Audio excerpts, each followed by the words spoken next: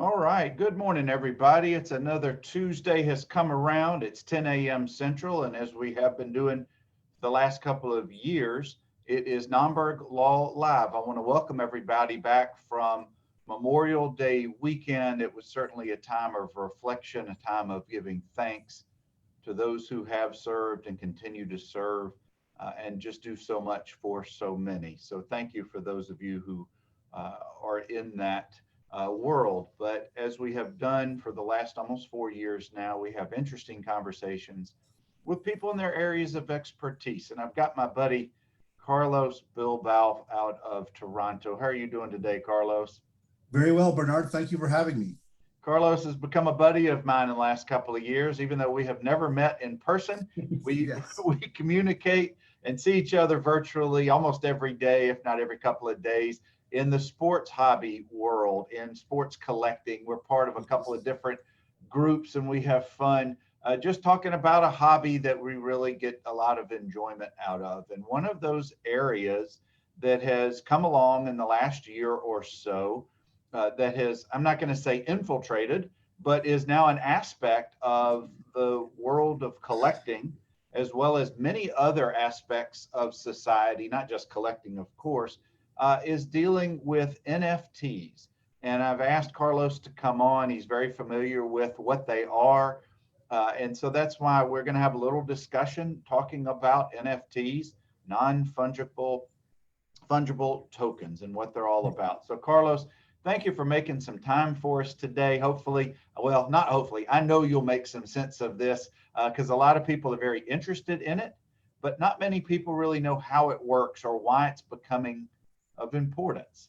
So I guess where I want to start, Carlos, is tell us a little bit, just kind of a bird's eye view, a surface view of what NFTs are and how they've become into your world. And then we'll just jump from there. Most, most definitely. So essentially, what you try to understand, let's go through the basics. An NFT is a non-fungible token, right? A fungible asset, you could say, is like the US dollar, right? You could have a US dollar and someone else could have the US dollar. You could trade it, you could interact with it. At the end of the day, it's the same asset, right? The same value. A non-fungible token is where it's a digital asset, where it has its own authenticity, for instance, right? So an NFT could be a piece of art. It could be a meme, a GIF, a video clip. It could be this live episode. It could be an essay, right? It could be a bunch of things. And you could then convert it into the blockchain, and then it becomes a digital asset with its own address and everything like that. So that in itself, you could say an NFT in itself has no value, but when you add utility to it or scarcity to it and stuff like, or a collectible aspect to it, that's where you get that value issue there. So, you know, the term blockchain is also one of those new terms that many people are not very familiar with it. The little that I do know about it is a public record. Unlike, say, if you do your normal online transactions with your bank, let's say that I buy something, a ball card from Carlos, and I send him money through Venmo or PayPal, and it takes money directly out of my checking account and my banking, online banking record. Only I see how my bank account has taken the money out and sent it to Carlos. And then only Carlos can see where the money is received into his bank account. So that's a private transaction. But that's not what we're talking about here. Now we're talking about public transactions. And Carlos, if you would talk just a little bit about blockchain, and then we'll kind of dive into some examples of NFTs and things like that. Yeah, so blockchain is like a digital ledger, as you mentioned, where you could actually see its proofs of authenticity, for instance, and stuff like that. So an actual NFT, for instance, that you want to create and sell, you would put it on the blockchain. You would add a value to it or add an auction and stuff like that. It'll come with a certain ID with it. And you could then see when it was produced. Then you could trade it or sell it, and then you could see when it was traded and sold and the amount and who is the new owner of it. You can see their wallet all on the ledger. right? A blockchain that everyone with an internet access could see. So what that does, it helps in a number of things, right? It proves off authenticity, right? As you know, with the card world or the art world right now, as we know it, we assume that this piece of art or this card is authentic, right? Because we have an authentication company that put their stamp on it of approval. The person selling it to you says it is, and you take that faith and you run with it and you buy it, right? But with the blockchain, the authenticity is pretty much built in. Because you could see when it was created and the author of it and the value of it when it was originally done. And over the years or over the months that goes by, you could see when it's transacted, how much, and who has it currently right now, right? So the blockchain has that capability to do everything more in an authentic way, get rid of the middle guys, people like to say. So you could see a lot of possibilities in the future, how this could work in everyday life. Absolutely. It creates a public record. I think yes. What it does is it takes away some of the, I guess, some of the unknown. It adds authenticity. It adds value ultimately. But Carlos, for people who have never been in the world of NFTs and said, no, why would I want to purchase something that I can view on the internet for free? Why would I want to spend my money on something like this? And I want to show it to you that you and I have talked about. Why would I want to spend $590,000 on a work called Cat by Chris Torres? This looks like something that just anybody who has a basic computer and some skills can recreate. Yeah, that's a GIF that was created, I think, around 10 years ago. A meme GIF or whatnot, and it was sold and it was turned into an NFT. Because, like I said, you could turn anything into an NFT and proceed to sell it, right, and create ownership towards it. Essentially, yeah, like you said, a lot of people could just copy and paste that and put it on their phone or on their desktop and say, "Look, I have it," right? But there's only one owner of this particular GIF. Now, I think the aspect with this is that as you know how this world works with the attention economy that we have, it's the social currency that someone could say that I'm the owner of this particular NFT. Just like when you have people who buy things with logos on it, you want a baseball cap that says Toronto Blue Jays, or you buy a Mercedes, or you buy a Gucci bag, as opposed to buying a bag from Walmart for $20. There's that social currency that people like to put out there that says, hey, I have a Gucci bag. No one else does. Oh, and I wouldn't say no one else does, but you could see the rarity of someone doing that and having that as opposed to the average person doing that. I think there's that sort of element in these type of purchases, right? It's not something that I would recommend buying something for $500,000 for a gift like this. It's obviously folks who have lots of money who have done well over the crypto space here and are using that. But I think the aspect of having this, being the owner of this particular NFT, it gives that owner that social currency saying, hey, look at me, I have this particular owner of this particular gift. Carlos, that's what I was just getting ready to say. I think the original tweet from Jack Dorsey, who was one of the founders of Twitter, where he just, I think in 2006, he tweeted out just setting up Twitter. That was the very first tweet. That sold for like $3 million, the equivalent of $3 million US to an unknown or an anonymous Malaysian businessman, just because he could. This means good, right? And now he could tell everyone in his social circle that he has it, right? That's right. It's a certain element of interest of who that person is, and maybe that person has something to benefit by getting showered all that attention, right? He could be a businessman trying to make his marketplace even more popular. So if everyone's talking about it, everyone's saying how dumb that is, or everyone's saying, look, I have to tweet myself on my phone. And you see that a lot on social media. That person, the owner of that tweet, is probably like, yeah, keep on talking. I love it. Because that's right. Everyone knows who has it. It's my name, Carlos Bilbao. I'm the owner of this particular NFT. So talk about it. So like I said, it's that social currency that this world likes for whatever reason, right? And the boom of social media, and you add the boom of crypto, and the folks that have gained a lot of money because of that over the past year, you have elements like this pop up, right? So You certainly do. And guys, I'm talking with my buddy out of Toronto, Carlos Bilbao, and we're talking about NFTs. We're going to transition into the world of collectibles, where this has really become a hot topic in a hobby that Carlos and I share with. And what recently has made big news in the last, I don't know, 4 to 6 months or so, maybe last fall, was in the NBA came out with Top Shots. And I'm now at their website.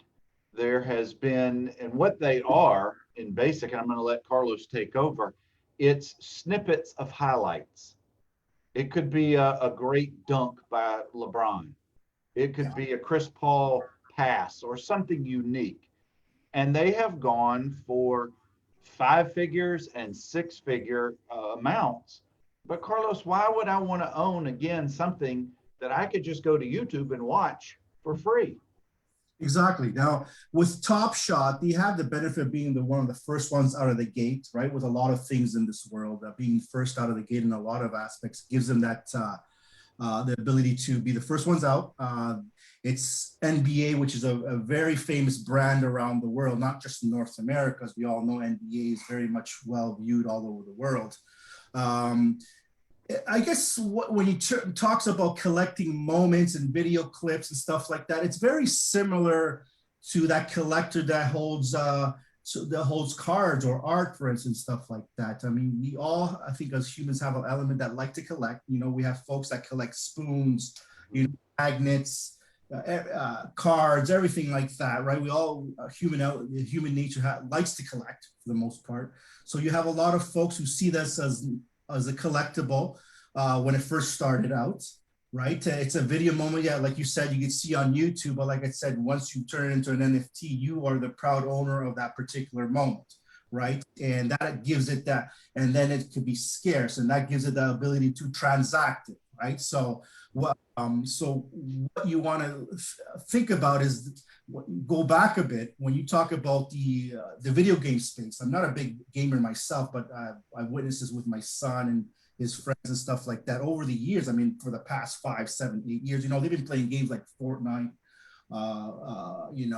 Farmville or Roblox and all that. And they've always, for instance, my son will always ask me for money to buy certain skins or weapons or coins and stuff like that, right? So I've always wondered, oh, what a waste of money. But to his world, his video game world, that's social currency for him to do well and to look good with his peers in those games, right? And digital assets, those were original NFTs.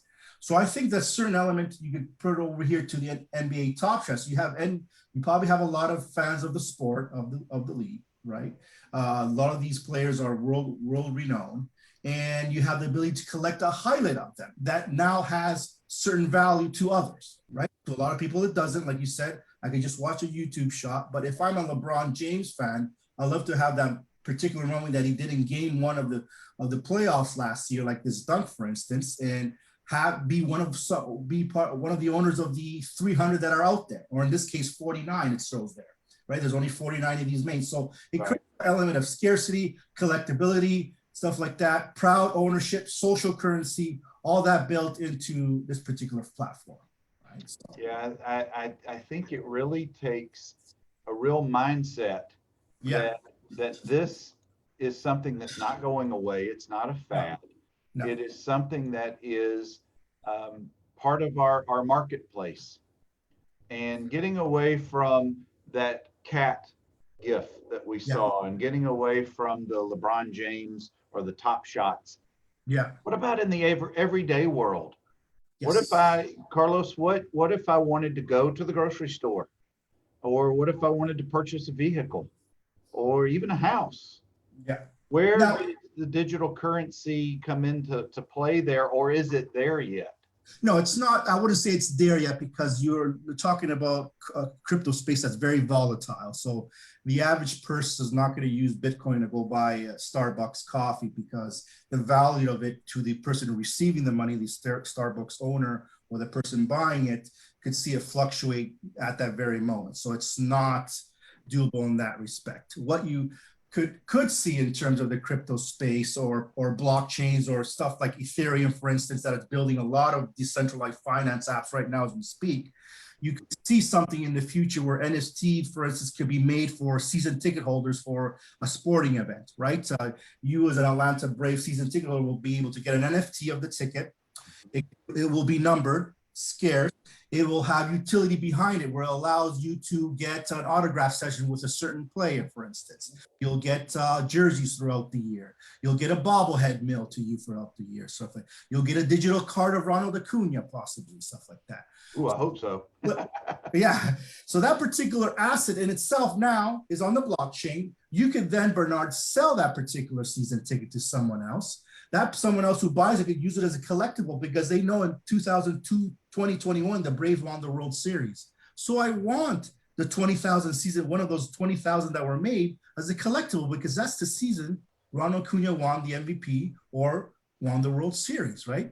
So you can see the collectible asset at the end of the day, but the utility that the NFT gives you throughout the year of tickets, of merchandise or whatnot, or autograph sessions, you can see all the possibilities that could be involved. You could transfer the ownership to other folks and they could see what exactly has been used and use that as the value and stuff like, because your thing all of a sudden has value, right? Because you're one of the only 20,000 that has that season ticket NFT. So you have that.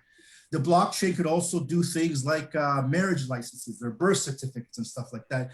You realize right now to get documents like that, you have to go to a courthouse or you got to go to city hall to get these things, to go online. By a lot of that could be taken away where you can just easily do this on a blockchain. There's apps being developed for that, where you'd be able to do stuff like that, would be able to, register your marriage or register your birth and stuff like that. So there's a lot of possibilities that I see in the blockchain NFT space and or something like Ethereum that is building these apps, right? Which will make it your ability to bank, for instance, to get a loan, right? Right now you have to go to the bank, dress well, and essentially convince the other guy across from you why you need that loan to start up that small business, right?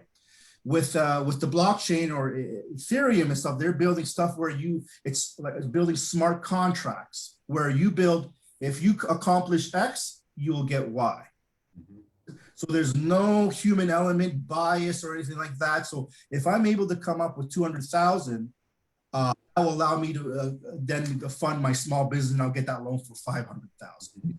So as long as I meet that, they don't care my race, my religion, my age. As long as I meet that, then I'll be able to get access to this and away we go, right? So the elements that you can see going forward, how it could change. Oh, absolutely. Transactions and stuff like that. So there are parts of everyday life that we are now starting to take for granted that are headed in that direction. If you really think about it, if you go to a minor league baseball game or even most major league baseball games, there's no such thing as the printed ticket anymore. It's all digital. You either go to their app or they email you a link and then you can pull it up and then it's a QR code that gets you scan it. Yeah. You just hold up your phone or your device and they scan you in and there's no more printed ticket. Yeah, exactly. And let's see, and look at it this way by the owner. The Atlanta Braves, again, going back to the example. Right now, they could send you that season ticket, like you said, digitally. You go on the app, you get the QR code, and let's say you sell it. And stuff like that. And you bought it for 20 bucks, you sell it for 40, you made your $20 or Ticketmaster gets or whatever, right? Or how and stuff like that. But the Atlanta Braves, by doing that NFT, they now have that recurring revenue in the secondary market. It's obviously beneficial for them. So Bernard, I'm going to sell you this for $20. If you decide because you can't go, you sell it to someone else for $40. Guess what? The Atlanta Braves will take 10% of that, right? You see, so that ongoing revenue stream, you can see it's like a no-brainer for a lot of these companies to do. I mean, you can talk about restaurants or big entities giving out NFTs. A restaurant could give out an NFT for you to have discounts on food or a particular table for a Saturday night, anytime you want, for a large fee, of course, right? On the blockchain, you could have, and if you transfer over to someone else, that restaurant will get like a recurring revenue because of that transaction. So all possibilities for businesses to make money off this, to make it more interactive, more authentic, more, and cut out the middleman, and for them to make revenue and money and stuff like that. It's the possibilities when I think about it are endless, really, when you think about it. They're really, Carlos, you're so right about that. If Yeah. at least in my world, I have two daughters who are in their 20s. They Yeah. never have cash. They never No, exactly. Yeah. physical currency. They don't No. want it. They will tell me, just Venmo, just transfer it to me. Yeah. And they keep it on their, access through their debit card. Yeah. In my world, I never really carried more than maybe $50 of actual cash, because there's very few transactions these days where I'm going to need to present actual cash. Yeah, right now you tap or show your phone and scan Google Pay or whatever you have in your phone. I mean that's another thing, right? Because when I look at the generation that's, I'm talking about my son who's a teenager, my daughter who's a teenager as well, like yourself and stuff like that. They got to grow up in a world where it's much different than when we grew up, where now they could find, it's when I go outside and if I stick out my thumb, my son will ask me, what are you doing sticking out your thumb? Oh, I'm just trying to get a taxi. Taxi, what's that? You just go on your app and get an Uber or a Lyft, right? So they're growing up in a world, just like it all started in the video game space, I noticed, where they were buying stuff digitally, they have it in their phone, they're having it in their PlayStation, stuff like that. It's something that they are proud of obtaining, and it's in their virtual world. Now they're growing up in a world where they don't have to, they could get food delivered to them on the app. They could go on a ride on the app. They could get a date on the app, because remember before, dating was me going out to the real world and looking at someone maybe in the church or a library or at school or at work, stuff like that. And friends, hopefully someone likes me. But now they're growing up in a world where if I want a date, I could just go online and just say, hey, this person likes soccer just like me. Okay, let's see if she's willing to chat with me. You see what I mean? They're living in a digital world, like going forward, where all the things that they'll do will probably be done digitally. All the stuff that they will own or want to own, if they collect stuff, will probably be digital as well, right? Yeah. So I could see them like, oh, if he likes baseball, he's a baseball collector. I could see that person saying, okay, I don't mind a digital card of Vladimir Guerrero, right? I don't mind a digital bobblehead of Josh Donaldson, stuff like that, because they grew up in that world. Maybe someone like us, like, no, I like that thing tangible, I can put it on my display. But that person will say, you know what? I could display my digital NFT of Josh Donaldson as well with bobblehead. I'll get a nice picture frame. They have virtual frames. You know how the picture frames now, you can see pictures of your family going back and forth. You know how you could do that? You have that now. Right. Same thing too. They can display it in their room or their, or their man cave and see that just flipping their cards, the digital assets of Vladimir, where going on their rookie card in digital format. So I can see them all doing that in the next 5 to 10 years, because that's how folks who are 25 or younger, right? So, well, Carlos, let's back up 2 years. Let's talk about NFL offensive lineman Russell Okung. Who wanted to be paid in Bitcoin. Yes. Of his, was it his salary? I think part of his salary.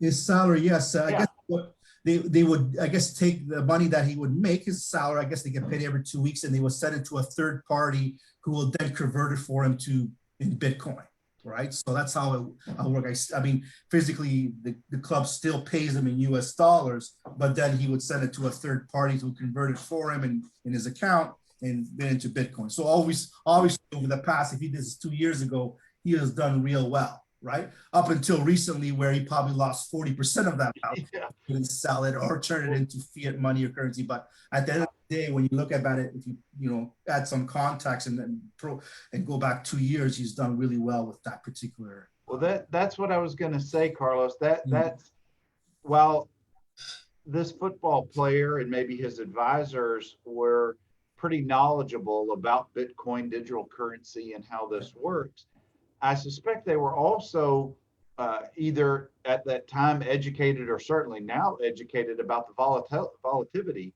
of the market of dealing with digital currency. And that's where I think it scares a lot of people. Yeah. One, don't understand really how it all works yet. Exactly. And secondly, what about the marketplace and this, the roller coaster ride? I'm sure that when he initially took that salary or part of his salary two years ago or a year ago, he did extraordinarily well. I haven't followed up the story, admittedly, about what you mentioned about tanking of recent.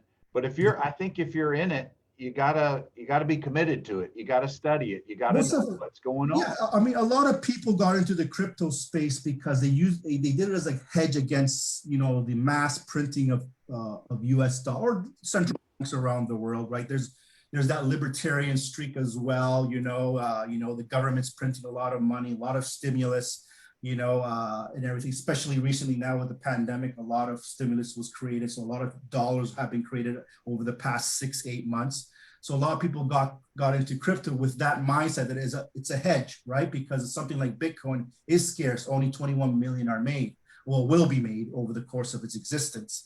So a lot of people look at it as like digital gold, like how people have invested in gold over the years, over the Right. decades, as a hedge against currency, because they would think that, when the world is very unstable, it seems that the world likes to gravitate towards gold for whatever reason.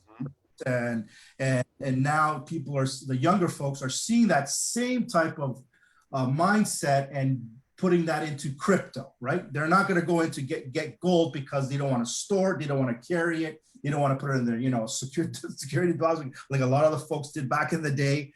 Right. Stuff like that. They're like, oh, that's that. Like I said, going back to how the youth are thinking about it now. So they buy Bitcoins, like they're digital gold for them, right? So I'm thinking for that football player's situation, he probably thought about that or was educated on that and made that bet where, you know what, the U.S. dollar or any other currency, it's with inflation goes down 3% a year. Whether you like it, whether we that's what it is, right? You get $100, put it under your mattress, and next May or next June of 2022, those $100 are now worth $97 probably in purchasing power, right? So we know currency goes down in value over time, right? Because of inflation and whatnot. Right. He made the bet, said, instead of me holding that under my mattress or in a savings account making nothing, let me get another asset to preserve that.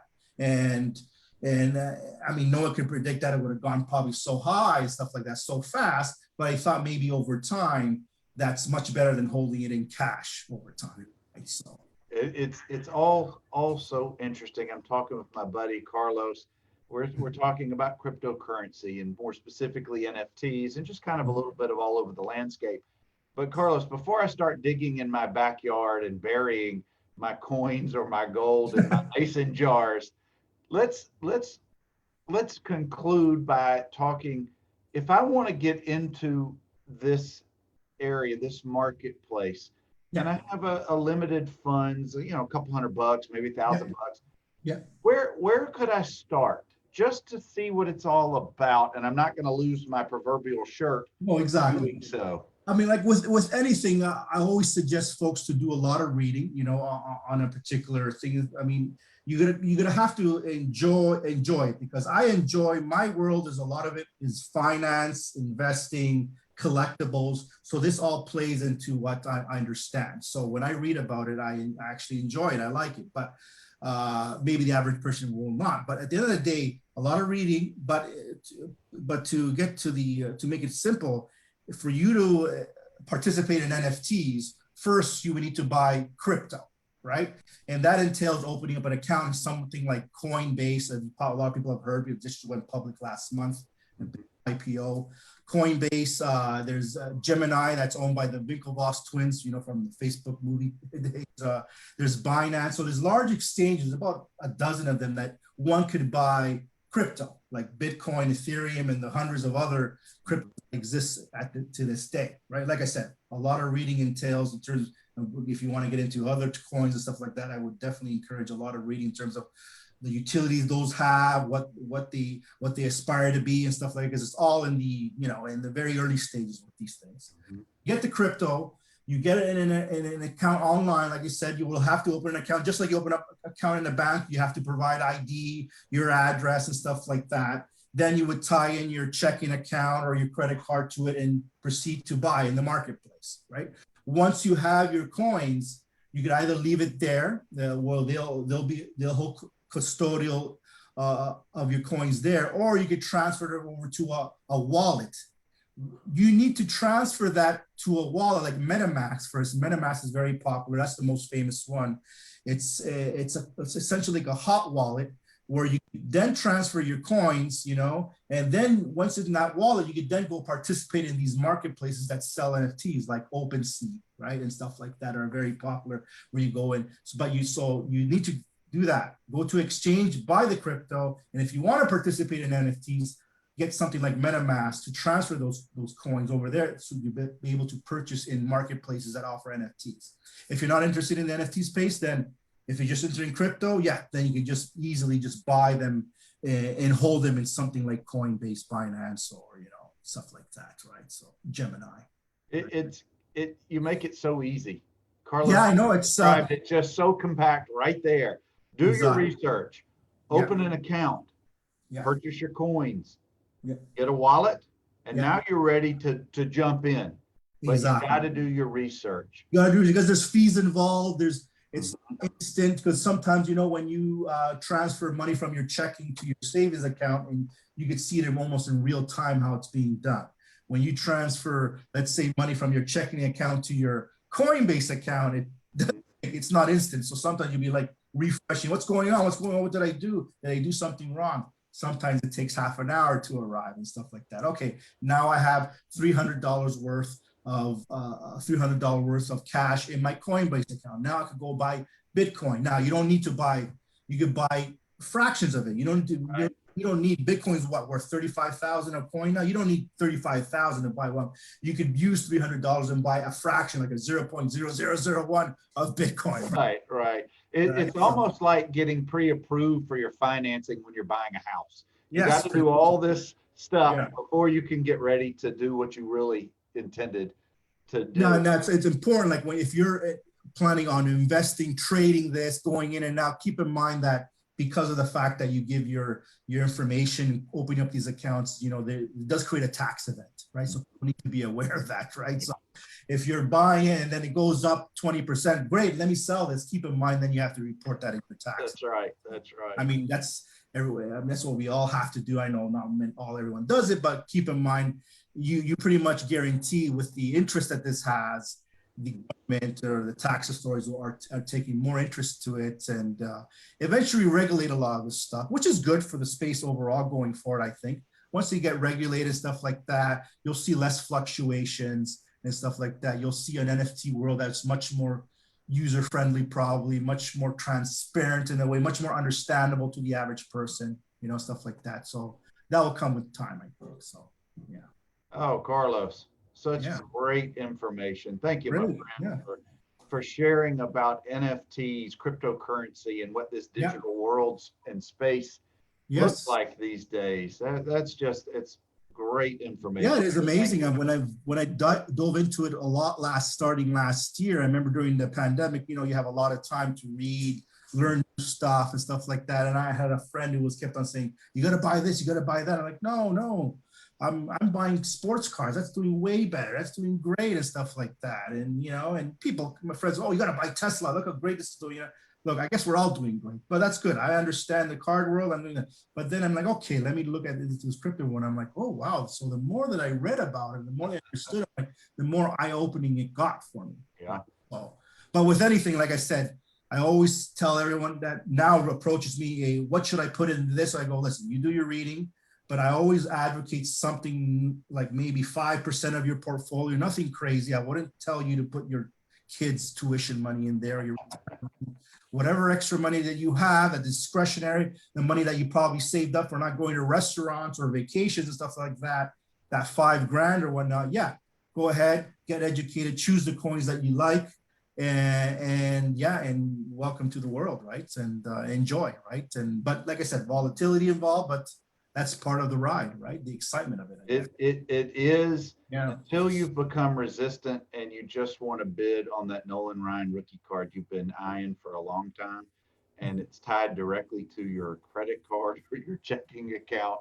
Oh, yeah.